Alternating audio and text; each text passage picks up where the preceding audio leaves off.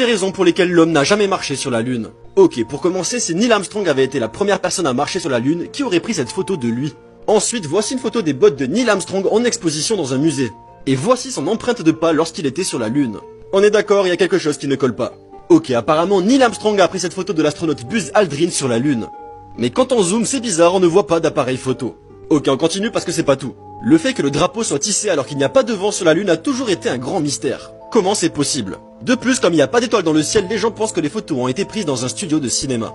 Ensuite, sur cette photo, Neil est dans l'ombre mais il est tout illuminé. Les gens pensent qu'ils ont utilisé un éclairage de studio pour prendre les photos.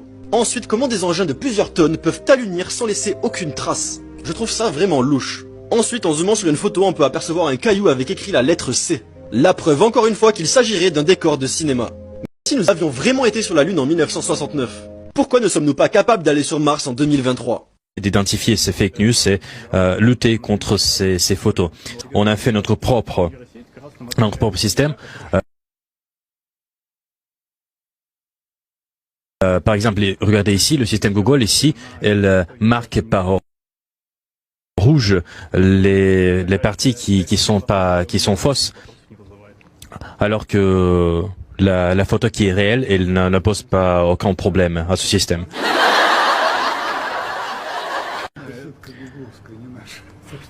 Donc, regardez tout ce qui est absolument extraordinaire.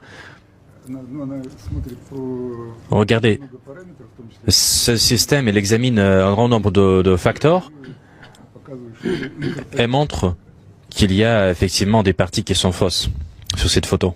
Notre système permet d'identifier ces fake news et lutter contre ces photos. On a fait notre propre